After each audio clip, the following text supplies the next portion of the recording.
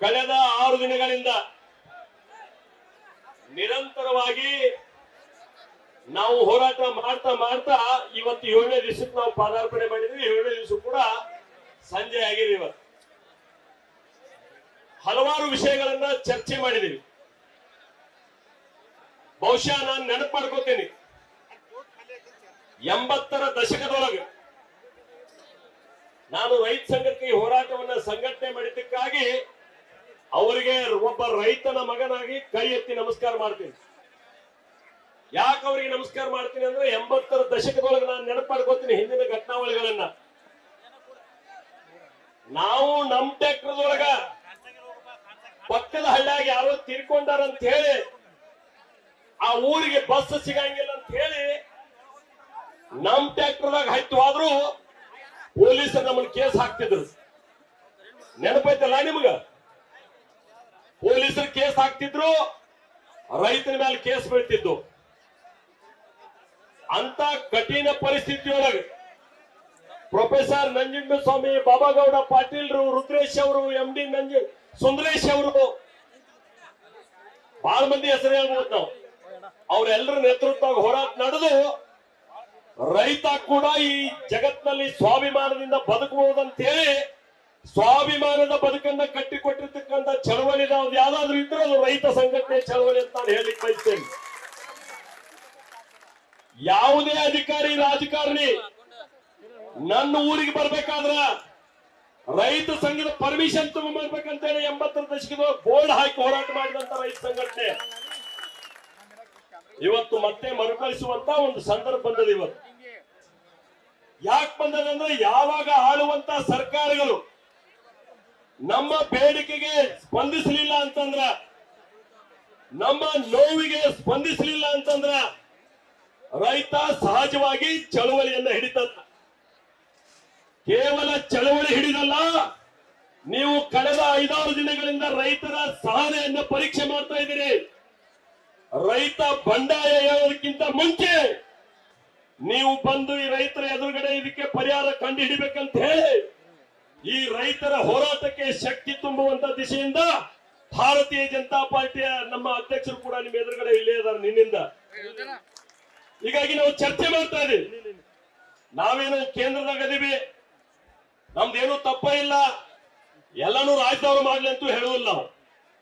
ಆಗ್ಲಿ, ಚರ್ಚೆ ಆಗ್ಲಿ, ಯಾವುದು ಸಾಧ್ಯತೆ ಅದನ್ನು ಮಾಡೋಣ. ರಾಜ್ಯ ನಮ್ಮ ಅಧ್ಯಕ್ಷರ ನೇತೃತ್ವದೊಳಗೆ ಬಹಳಷ್ಟು ವಿಷಯಗಳನ್ನು ಅವರು ಗಮನಕ್ಕೆ ತರೋದು ನಾವು ಕೂಡ ಈಗಾಗಲೇ ಮಾತಾಡಿದ್ವಿ. ಸನ್ಮಾನ್ಯ ಸುಭಾಷ್ ಶಿಬಿರವರು ಹೇಳಿದ್ರು, ಅವಾಗ ಇಷ್ಟಿತ್ತು ಈಗಿಷ್ಟಿತ್ತು ಅಂತ ಹೇಳಿ.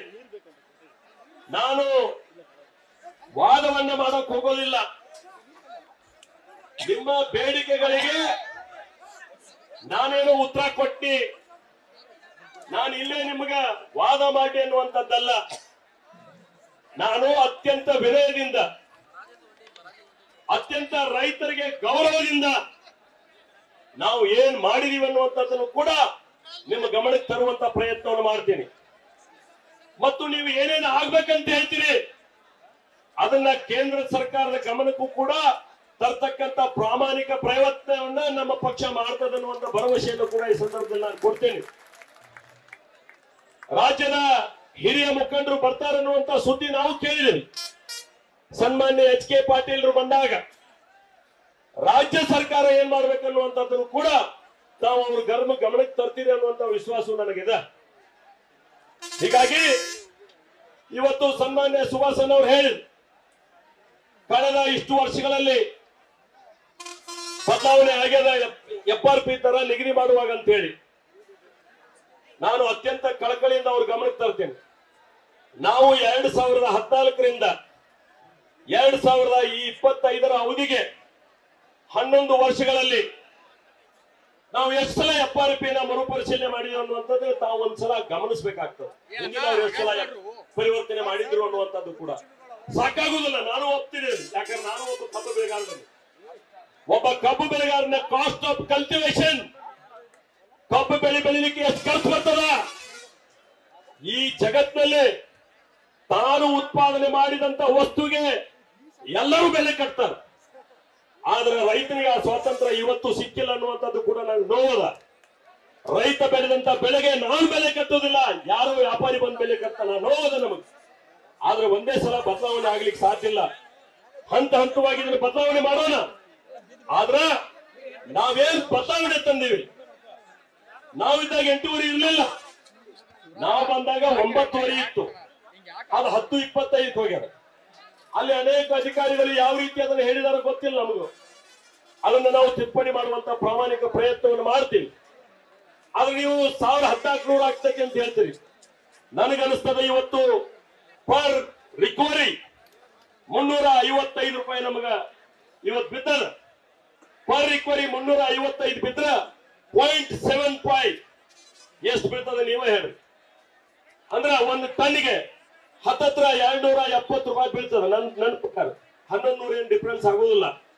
ಏನ್ ಬಹಳ ದೊಡ್ಡದಲ್ಲ. ಕೇಂದ್ರ ಸರ್ಕಾರ ಮನಸ್ಸು ಮಾಡಿದ್ರೆ ಕೊಡಕ್ ಸಾಧ್ಯದ, ಕನ್ವಿನ್ಸ್ ಮಾಡ್ಬೇಕಾಗಿದೆ, ಅದಕ್ಕೆ ಅವಕಾಶ ತಗೋಬೇಕಾಗಿದೆ. ಯಾಕಂದ್ರೆ ಒಕ್ಕೂಟ ವ್ಯವಸ್ಥೆ ಅದು. ನಮ್ಮಂತ ಅನೇಕ ರಾಜ್ಯಗಳು ಕೂಡ ಎಲ್ಲರದು ವರದಿ ತಗೊಂಡು, ಕೇಂದ್ರ ಸರ್ಕಾರ ಏಕಾಏಕಿ ಮಾಡುವುದಿಲ್ಲ. ಈ ತರದ ದರ ನಿರ್ಣಯ ಮಾಡುವಾಗ ರಾಜ್ಯ ಕೊಟ್ಟಿರ್ತಕ್ಕಂತ ವರದಿ ಆಧಾರ ಮೇಲೆ ಕೇಂದ್ರ ಸರ್ಕಾರ ಕೂಡ ನಿರ್ಣಯ ತಗೋಬೇಕಾಗ್ತದೆ. ಆದ್ರೆ ನಾನು ನಿಮ್ಮ ಮೂಲಕ ಈ ರಾಜ್ಯ ಸರ್ಕಾರಕ್ಕೆ ಒಂದು ಪ್ರಶ್ನೆ ಕೇಳಲಿಕ್ಕೆ ನಾನು ಬಯಸ್ತೇನೆ.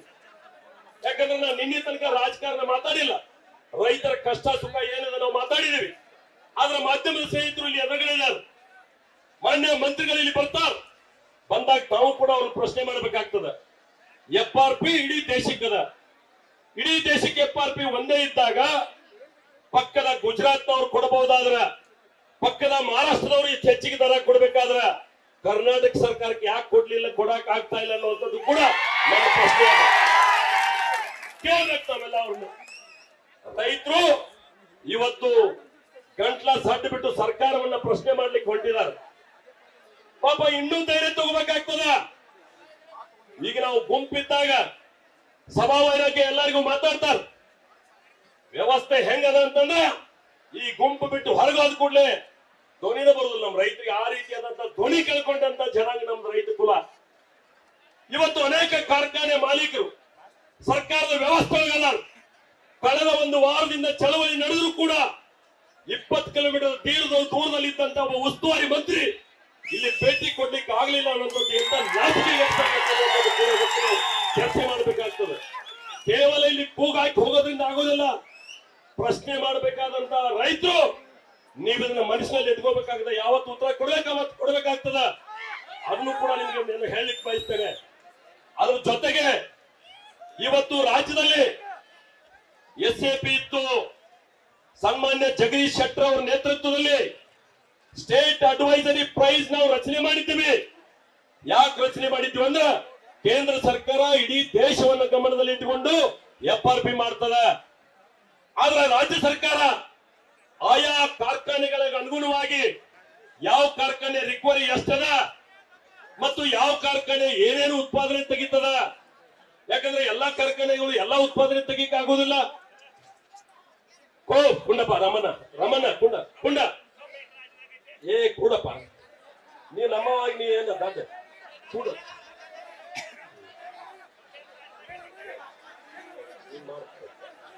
ನಮ್ಮ ಈ ತರದ ವಿತ್ತಂಡವಾದಗಳಿಂದ ನಮ್ಮ ಹೋರಾಟ ಹಿನ್ನಡೆ ಆಗ್ತದ ಅನ್ನುವಂಥದ್ದು ತಾವು ಗಮನಿಸ್ಕೋಬೇಕಾಗ್ತದೆ. ನಾನು ರೈತ ಪರವಾಗಿ ಮಾತಾಡ್ತಾ ಇದ್ದೀನಲ್ಲ, ನಿಮ್ಮನ್ನ ದೂರಿಟ್ಟು ನಿಮ್ಮನ್ನ ಮೋಸ ಮಾಡಿ ಹೋಗುವಂತದ್ದಲ್ಲ. ನಾವು ಬಂದು ಚಳವಳಿಗೆ ಭಾಗವಹಿಸಿದೀವಿ, ಉಳಿದವ್ರಿಗೆ ಯಾಕಾಗಿಲ್ಲ ಅನ್ನೋದ ನಾನು ಪ್ರಶ್ನೆ ಕೇಳ್ತಾ ಇದ್ದೀನಿ. ಇಲ್ಲಿ ಆ ಎದುಗಾರಿಕೆ ಬೇಕಲ್ಲ, ಉಳಿದವ್ರಿಗೆ ಯಾಕಾಗಲಿಲ್ಲ ಹಂಗಾರ ಇದನ್ನ ಪ್ರಶ್ನೆ ಮಾಡ್ಬೇಕಾಗ್ತದ.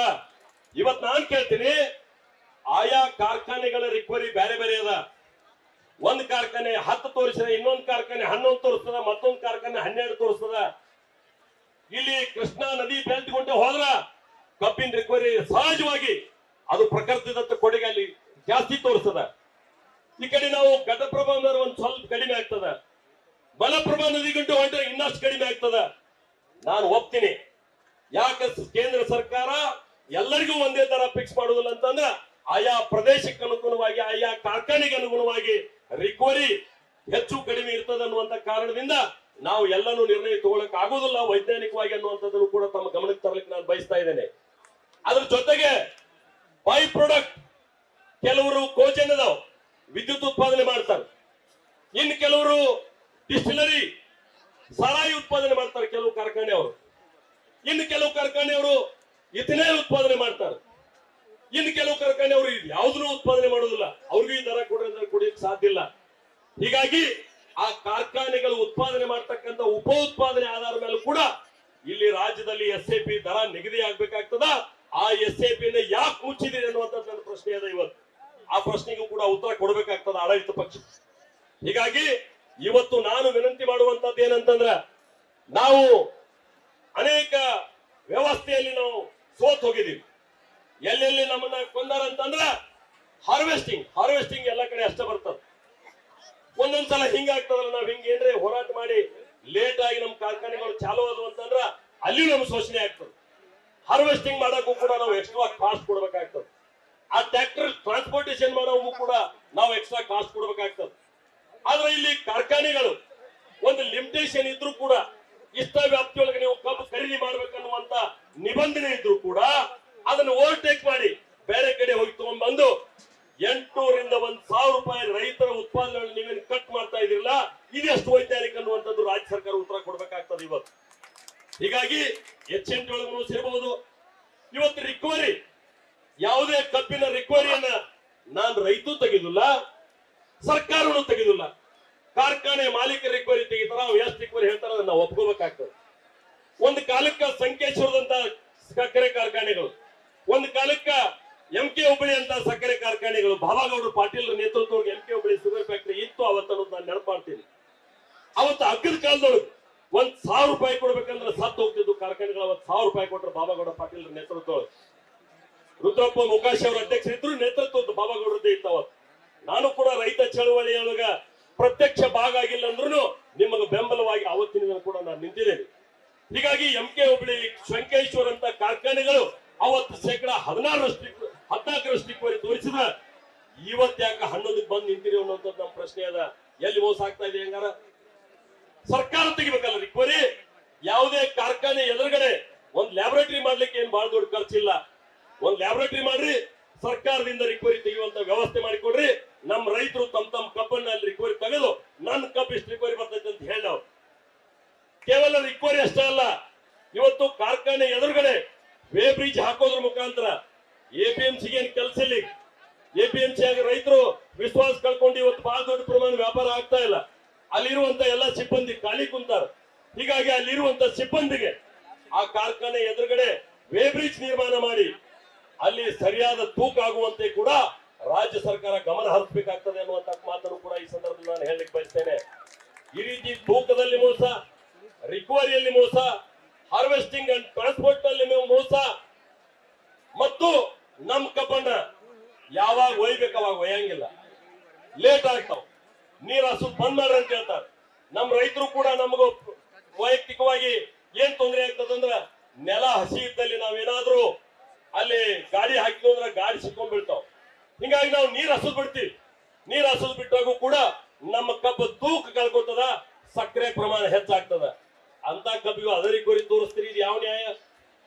ನೀವು ಆ ತೂಕ ಕಳ್ಕೊಂಡಂತ ಕಬ್ಬಿಗೆ ರಿಕವರಿ ಹೆಚ್ಚಾಗಬೇಕಲ್ಲ ಕನಿಷ್ಠ ಪ್ರಮಾಣ, ಅದನ್ನು ತೋರಿಸುದಿಲ್ಲ. ಈ ರೀತಿ ರೈತರ ಶೋಷಣೆ ನಡೆದಿರುವಂತದ. ಆದ್ರೆ ಯಾವಾಗ ನಾವು ರೈತರು ಸಂಘಟಿತರಾಗಿ ಎದ್ದು ನಿಂತೀವಿ, ನಾವು 10 ಬೇಡಿಕೆಗಳನ್ನು ಇಟ್ಟಾಗ 1, 2, 3 ಬೇಡಿಕೆಗಳನ್ನು ಈಡೇರಿಸಿಕೊಳ್ಳುವಂತ ಪ್ರಾಮಾಣಿಕ ಪ್ರಯತ್ನ ಆಗ್ಯದ ಬಹಳಷ್ಟು ಸಲ. ಇವತ್ತು ಕೂಡ ರೈತ ಸಂಘಟನೆ ನೇತೃತ್ವದಲ್ಲಿ ಏನು ಹೋರಾಟ ನಡೆದ, ಬಹುಶಃ ಕಳೆದ 6 ದಿನಗಳಿಂದ ಒಂದು ಹೋರಾಟ ಮಾಡಿದ್ರು ಕೂಡ ಸರ್ಕಾರ ಈ ಕಡೆ ಗಮನ ಹರಿಸಲಿಲ್ಲ. ಇಲ್ಲಿ ಸಾಕಷ್ಟು ನೀವು ಬೈದ್ರೆ ಅವ್ರಿಗೆ ಹೋಗಿ ಮುಟ್ಲಿಲ್ಲ. ನಮ್ಮೆಲ್ಲಾ ಮಾಧ್ಯಮದ ಸ್ನೇಹಿತರು ಬಂದಿದ್ರಿಂದ ನಿನ್ನೆಯಿಂದ ಸರ್ಕಾರಕ್ಕೆ ಬೆಂಕಿ ಎತ್ಬಿಟ್ಟದ. ಈ ಹೋರಾಟ ಎಲ್ಲೋ ಹೋಗ್ತದ ಅನ್ನುವಂಥದ್ದು ಬಂದದ. ನಮ್ಮ ರಾಜ್ಯದ ಅಧ್ಯಕ್ಷರು ಅವರು ಬಂದಿದ್ರು. ನಾನು ಒಂದು ತಾಸು ಕುಂತು ನಾನು ರೈತರಿಗೆ ಧೈರ್ಯ ತುಂಬ್ತೇನೆ ಅಂತ ಹೇಳಿ ಶಶಿಕಾಂತ್ ಗುರೂಜಿ ಒಂದು ಮಾತನ್ನ ಹೇಳಿದ್ರು. ವಿಡಿಯೋ ನೋಡಿದ್ರು ನಾನು ಬೆಂಗಳೂರಾಗಿದ್ದಾಗ.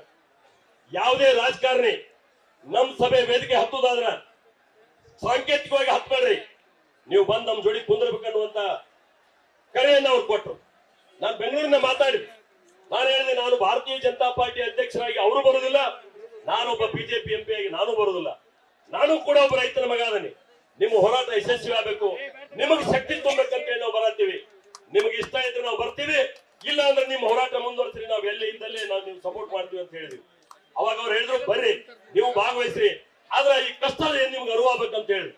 ಹೀಗಾಗಿ ಸನ್ಮಾನ್ಯ ರಾಜ್ಯದ ಅಧ್ಯಕ್ಷರು ಸ್ಪಾಟ್ ನಲ್ಲಿ ಡಿಸಿಷನ್ ತಗೊಂಡ್ರು, ಇಲ್ಲ ನಾನು ಹೋಗೋದಿಲ್ಲ, ರೈತರ ಜೊತೆ ರಾತ್ರಿ ಎಲ್ಲ ಮಲಗ್ತಾರೆ ಅಂತ ಹೇಳಿ ಬೆಳಿಗ್ಗೆ 5 ಗಂಟೆ ಒಳಗೆ ನಾವು ಮಲಿಗೆ ಬೆಳಿಗ್ಗೆ 5 ಗಂಟೆಗೆ ಎದ್ದು ನಾವು ಸ್ನಾನ ಮಾಡಿ ಬರ್ಲಿಕ್ಕೆ ಹೋಗಿದ್ವಿ. ಆಮೇಲೆ ಹೇಳಿದ್ರು ಇಲ್ಲ ನೀವು 12 ಗಂಟೆಗೆ ಬರ್ರಿ ಅಂತೇಳಿ. ಇವತ್ತು ಅವ್ರು ಹುಟ್ಟಿದ ಹಬ್ಬ ಇರೋದ್ರಿಂದ ನಾವು ಒಂದು ತೀರ್ಮಾನ ತಗೊಂಡ್ಬಿಟ್ಟಿವಿ ನಿನ್ನೆನೆ, ಯಾವುದೇ ಹಾರ ಸನ್ಮಾನ ಏನೂ ಇಲ್ಲ, ಸಿಹಿ ಹಂಚುವಂತದ್ದು ಏನೂ ಇಲ್ಲ. ನಮ್ಮ ಅಭಿಮಾನಿಗಳು ಯಾರಾದ್ರೂ ಸಿಹಿ ಹಂಚೋರಿದ್ರ ಅಲ್ಲಿ ಯಾವ್ದಾದ್ರು ಅನಾಥಾಶ್ರಮಗಳಿದ್ರ ಹಂಚ್ರಿ, ಇಲ್ಲ ನಮ್ಮ ರೈತರಿದ್ರ ಅವ್ರಿಗೆ ಹಂಚ್ರಿ, ಮಾಲಿ ಶಾಲ ತರಬೇಡ್ರಿ ಅಂತೇಳಿ ಕೈ ಮುಗಿದು ವಿನಂತಿ ಮಾಡಿ ಯಾರ ಕಡೆ ಇವತ್ತು ನಾವು ಮಾಲಿ ಶಾಲ ತಗೊಂಡಿಲ್ಲ. ನೀವು ಇಲ್ಲಿ ಸನ್ಮಾನ ಮಾಡಿದ್ವಿ, ಅದಕ್ಕಿಂತ ದೊಡ್ಡ ಸನ್ಮಾನ ಯಾವುದಿಲ್ಲ ಅಂತ ನಾನು ಭಾವಿಸಿದ್ದೇನೆ. ಯಾವ ಪದ್ಮಶ್ರೀಗಿಂತ ಕಡಿಮೆ ಇಲ್ಲ. ನಮ್ಮ ರೈತ ಹೃದಯ ತುಂಬಿ ನನ್ನ ಹೊಲದಾಗ ಬೆಳೆದಂತ ಕಬ್ಬನ್ನು ತಂದು, ನನ್ನ ಹೊಲದಾಗ ಬೆಳೆದಂತ ಬೆಲ್ಲ ತಂದು ಇವತ್ತು ನಮ್ಮ ರಾಜ್ಯ ಅಧ್ಯಕ್ಷರಿಗೆ ಅರ್ಪಣೆ ಮಾಡಿದಿಲ್ಲ, ಆ ಋಣ ನಮ್ಮ ಮ್ಯಾಲದ.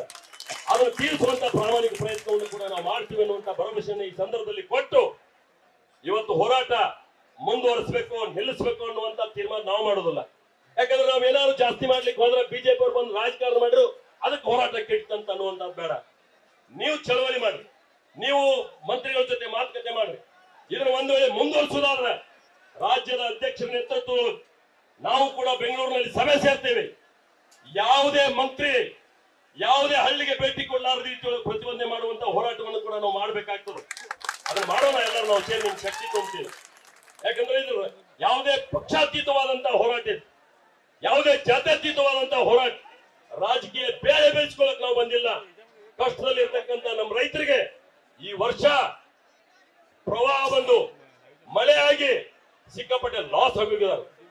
ಇರುವಂತ ಅಳಿದುಳಿದ ಬೆಳೆಯನ್ನ ಖರೀದಿ ಮಾಡ್ರಿ ಅಂತೇಳಿ ನಾನು ಒಬ್ಬ ರೈತರ ಮಗನಾಗಿ 4 ಸಲ ಪತ್ರಿಕಾಗೋಷ್ಠಿ ಮಾಡಿದೆ.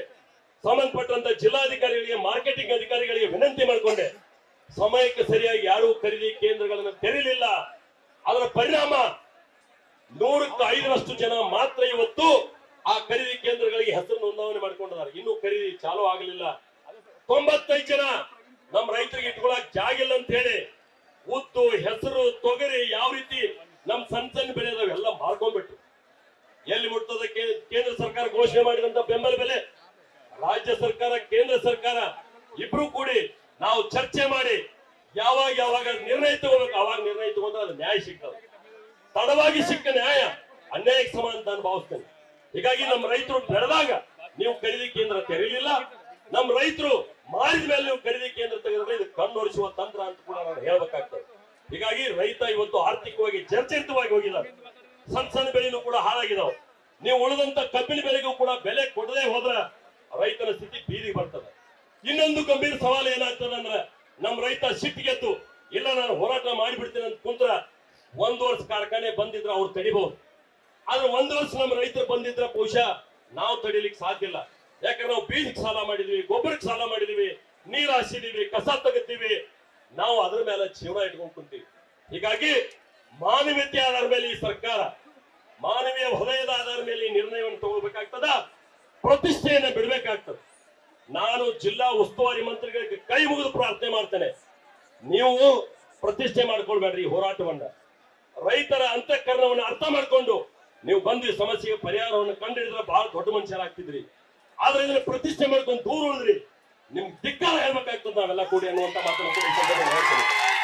ಇವತ್ತು ನಾನು ರಾಜ್ಯಾಧ್ಯಕ್ಷರು ಕೂಡ ನಾವು ಸಕ್ಕರೆ ಸಚಿವರ ಜೊತೆ ಮಾತಾಡಿದೀವಿ, ನಾವು ಶುಗರ್ ಕಮಿಷನರ್ ಜೊತೆ ಮಾತಾಡಿದೀವಿ, ನಾವು ಜಿಲ್ಲಾಧಿಕಾರಿಗಳ ಜೊತೆ ಮಾತಾಡಿದೀವಿ. ಏನು ಒತ್ತಡ ಹಾಕ್ಬೇಕು ಹಾಕಿದೀವಿ. ಈ ಹೋರಾಟ ಇಲ್ಲೇ ನಿಲ್ಲುವುದಿಲ್ಲ ಅನ್ನುವಂತ ಗಂಭೀರದ ಸವಾಲದ ಎಚ್ಚರಿಕೆಯನ್ನ ಕೂಡ ಕೊಟ್ಟಿದ್ದೀವಿ. ಆದ್ರ ರೈತರು ನೀವು ತೀರ್ಮಾನ ಮಾಡಿ. ಇವತ್ತು ಅವ್ರು ಕೊಟ್ಟಾಗ ಬಹುಶಃ 3,500 ರೂಪಾಯಿ ನಾವೆಲ್ಲ ಡಿಮ್ಯಾಂಡ್ ಮಾಡಿದ್ವಿ. ಆದ್ರೆ ಎಷ್ಟು ಕಷ್ಟನೋ ಎಷ್ಟು ಸಾಧ್ಯನೋ ಅದನ್ನ ನಮ್ಮ ರೈತ ಸಂಘಟನೆ ಮುಖಂಡರು ಕುಂತು ಮಾತಾಡಿದಾಗ ಅವರಿಗೂ ಕೂಡ ನೀವು ಪಟ್ಟು ಮಾಡುವಂತ ಕೆಲಸ ಮಾಡಬೇಡಿ. ಯಾಕಂದ್ರೆ ಯಾವುದೇ ಚಳವಳಿ ಒಂದೇ ದಿವಸಕ್ಕೆ ಎಲ್ಲ ಸಮಸ್ಯೆಗಳಿಗೂ ಪರಿಹಾರ ಕಂಡುಹಿಡಿತೇನೆ ಅನ್ನೋದು ಸುಳ್ಳದ.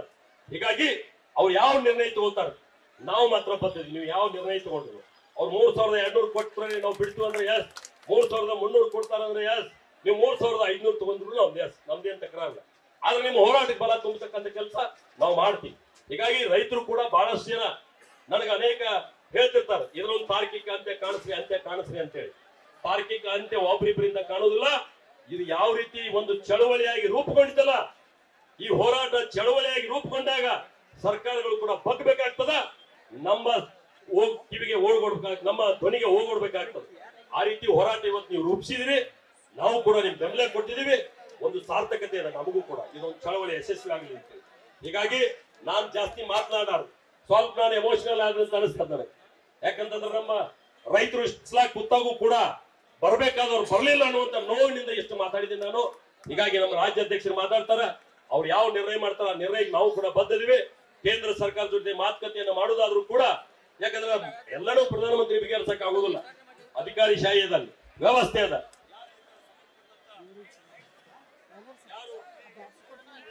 ಯಾರು ಸಂಬಂಧಪಟ್ಟಂತ ಅಧಿಕಾರಿ ವರ್ಗದ ಅವರ, ನಾನು ಕೂಡ ಒಬ್ಬ ಸಂಸದನಾಗಿ ನನಗೂ ಜವಾಬ್ದಾರಿ ಅದು. ನಾನು ಹೋದಂತರ ಏನು ಬೇರೆ ಮಾತಾಡಿಲ್ಲ, ರೈತರ ಸಮಸ್ಯೆ ಕುರಿತೇ ನಾನು ರಾಜ್ಯಸಭೆಯಲ್ಲಿ ಧ್ವನಿ ಎತ್ತಕ್ಕಂತ ಕೆಲಸ ಮಾಡಿದೆ. ಪ್ರತಿನಿತ್ಯ ನಾವು ಕೂಡ ರೈತರ ಪರವಾಗಿ ಯಾವ ಪತ್ರಿಕಾಗೋಷ್ಠಿ ಮಾಡೋದಿರ್ಬೋದು, ಡಿಸಿ ಅವರಿಗೆ ವಿನಂತಿ ಮಾಡೋದಿರ್ಬೋದು, ಯಾವುದೇ ಕೆಡಿಪಿ ಮೀಟಿಂಗ್ ಒಳಗಿರ್ಬೋದು, ಯಾವುದೇ ದಿಶಾ ಕಮಿಟಿ ಮೀಟಿಂಗ್ ಒಳಗಿರ್ಬೋದು, ರೈತ ಪರ ಚಿಂತನೆ ಇಟ್ಕೊಂಡು ನಾವು ಕೆಲಸ ಮಾಡ್ತಾ ಇದ್ದೀವಿ. ನಾವು ನಿಮ್ ಪರವಾಗಿ ಇರ್ತೀವಿ ಅನ್ನುವಂತ ಭರವಸೆಯನ್ನು ನೀಡಿ ನಮಗೂ ಕೂಡ ಹಲವಾರು ಬಾರಿಯಲ್ಲಿ ಭಾಗವಹಿಸಲಿಕ್ಕೆ ಅವಕಾಶ ಮಾಡಿಕೊಟ್ಟು, ನನ್ನ 4 ವಿಷಯಗಳನ್ನು ನಿಮ್ಮೊಂದಿಗೆ ಹಂಚಿಕೊಳ್ಳಲಿಕ್ಕೆ ಅವಕಾಶ ಮಾಡಿಕೊಟ್ಟು ರೈತರಿಗೂ ಕೂಡ ಅತ್ಯಂತ ಹೃದಯಪೂರ್ವಕವಾದ ಧನ್ಯವಾದಗಳನ್ನು ತಿಳಿಸ್ತಾ, ನಿಮಗೂ ಕೂಡ ಧನ್ಯವಾದಗಳನ್ನು ತಿಳಿಸಿ ನನ್ನ ಮಾತುಗಳನ್ನು ಹೇಳ್ತೇನೆ. ನಮಸ್ಕಾರ. ನ್ಯೂಸ್ ಫಸ್ಟ್ ನಿರ್ಭೀತಿಯಿಂದ ನಿಮ್ಮ ಪರವಾಗಿ.